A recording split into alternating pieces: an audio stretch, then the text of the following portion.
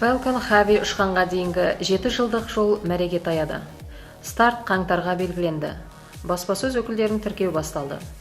Ал біз қолданыстағы ең ауыр тасығыш зымыран SpaceX Falcon Heavy'дің алдағы ұшырылымы жайлы негізгі деректермен таныстырмақпыз.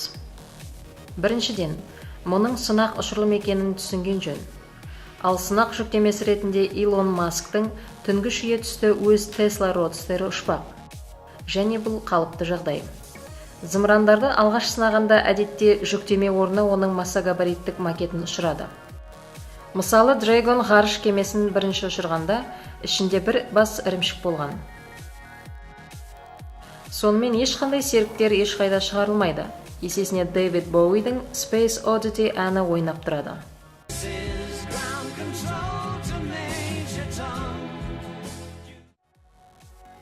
Екіншіден, Tesla Марс бағытына ұшатыны жарияланды. Кей ақпарат құралдары жазғандай, Марсқа не оның орбитасына да емес, тек бағытына ғана. Әңгіме мынада, аспан денесінің орбитасына шығу үшін ғарыш аппаратына тежеу импульсы қажет. Ол орбиталық жылдамдық векторына қарсы бағытта берілуі тиіс. Родстердің қозғалтқышы жоқ. Шындығында әрине бар, бірақ ғарышта ол пайдасыз. Сондықтан ол тежеле алмайды. Автомобиль Марс тұсынан өтіп кетеді де, Марс пен Юпитер арасындағы астероидтар белдеуіне барып қосылуы мүмкін.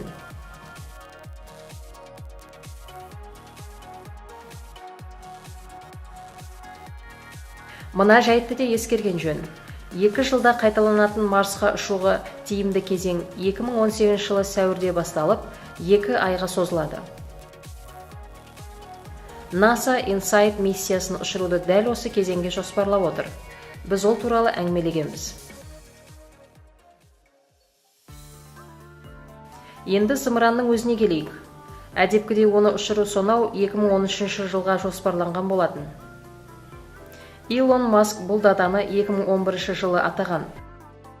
Ол кезде Falcon 9-дың өзі қазіргіден біршама өзгеше еді.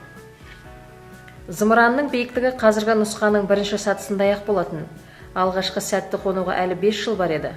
Мөйлін қозғалғыштары да басқаша орналасқан тұғын. Ал олардың қуаты 2 есе аз болатын. Falcon Heavy осы кезден жобалана бастады десек, оның дебютының неге бақандай 5 жылға шегерілгенін түсіну қиын емес. Инженерлер Falcon 9-дың конструкциясын жетілдіруге, қозғалғышты жақсартуға, қонуды пысықтауға әлі көп мүмкіндік барын түсініп, асықпауға шешім қабылдады.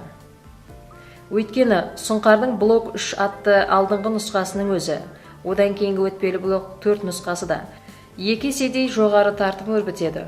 Вакуумда 8227 килоньютон және жер айналасындағы төмен және гео өтпелі орбиталарға 2 есе ауыр пайдалы жүктеме шығара алады. Демек, SpaceX Falcon Heavy'дің көмегімен орындауға жоспарланған тапсырыстардың бір бөлігін Falcon 9-бен бүгін ақ ұшыра алады.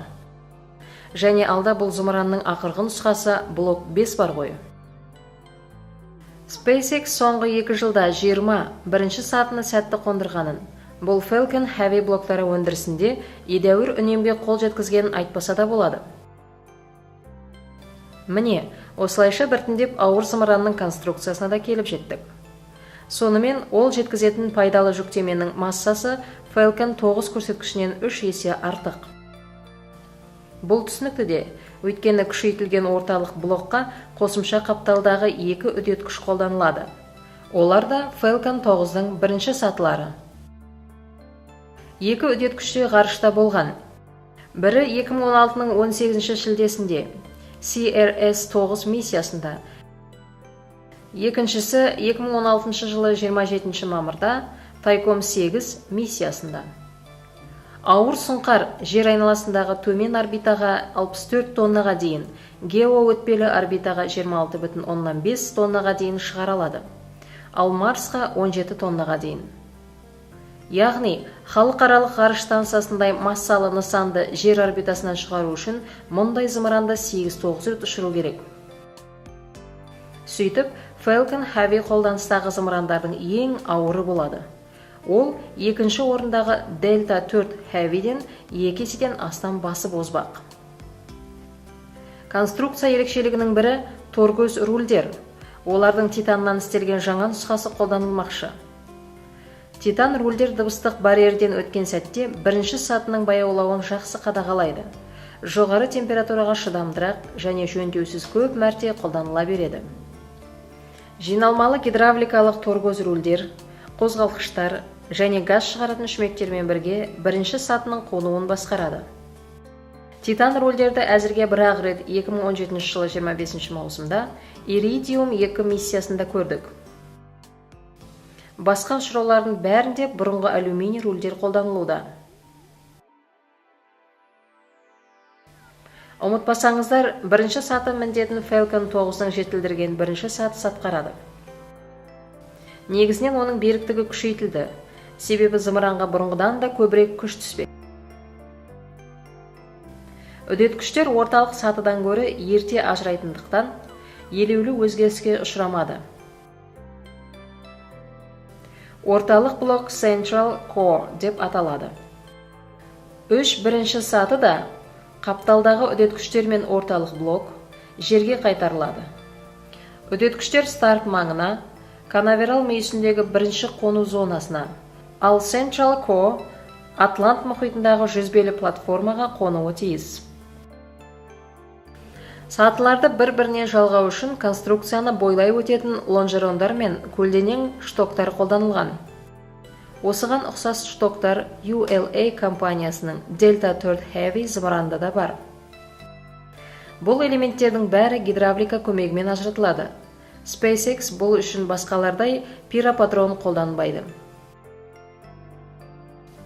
Илон Маск айтқандай, қалайда бізді тамаша көрініс күтіп тұр, және оның сөзіне сенуге болады. Бұл сынақтың басты 3 қиындығы бар. Біріншісі, стартта 27 мөлін қозғалтқышын бір мезгілде тұтандыру. Дегенмен, бұл аса қиын бола қоймас.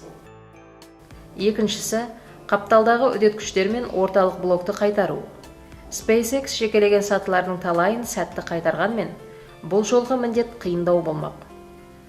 Компания президенті Гвен Шотвелл екінші сатыны да қайтаруға тырысып көретіндерін айтты. Онда бірнеше рет қосылатын бір мөлін вакуум қозғалтқышы бар. Екінші саты қайта ұшыру үшін емес, зерттеуге мәлімет жинау мақсатында ғана қайтарылмақ. Үшінші қиындық. Бұл зымыран жалпы алғаш рет ұшырылайын деп отыр. Сондықтан не боларын алдын ала толық есептеп білу мүмкін емес. Өткен ғасыр зымырандарын сынағандай емес, бүгін бізде аса дәл сенсорлар, қуатты компьютерлер және жолы болғыш Илон Маск бар. Дегенмен тосынсыйлар міндетті түрде болады. Және миссияның табысы SpaceX-тің күтпеген жағдайда жедел әрекет ете білуіне байланысты болмақ. Falcon Heavy ұшырылар алдында білуіміз қажет негізгі деректер осы. Қалай ойлайсыздар? Бұл ұшыру сәтті бола ма? Пікір қалдырып, лайктап және достармен бөлісіңіздер.